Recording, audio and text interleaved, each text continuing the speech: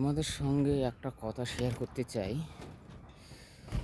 তোমরা এখন কি করো জানি না, যে আমার মজা করবে কি মজা ঘুরাবে জানি না। সবাই তো বলে বিদেশে আসলে অনেক টাকা কামাই করছো, অনেক টাকা করছো। ঠিক আছে, দেখো কত কষ্ট করে 1 মাস আগে এই স্ল্যাবটা এত কষ্ট করে রাতে ওভার টাইম করে স্ল্যাবটা হ্যান্ড ওভার দেওয়া হলো।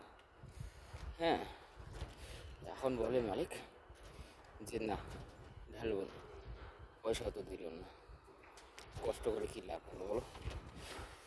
এই যে এত ঠান্ডায় এত কষ্ট করে এই স্ল্যাবটা বাঁধা হলো, তুমি বলো যে এটা ঢালা হবে না?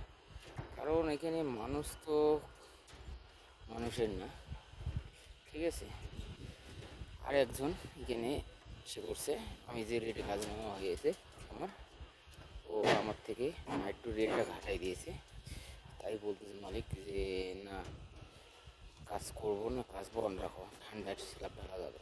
আচ্ছা, যদি না যায় তাহলে তুমি আমাকে আগেই বলো, তাহলে আমি কাজ করতাম না, চলে যেতাম, তাই না?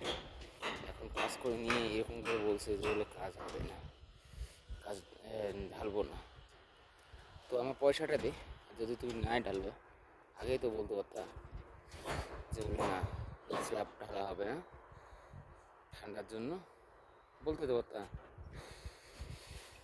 কী করবো জানি না, পয়সাটা তো এখনো পাবো না। তো তোমাদের সঙ্গে শেয়ার করে দিলাম বন্ধুরা, দেখো আমার মজা করেও না, ঠিক আছে? অনেক কষ্ট পেয়েছি কাজটা করে,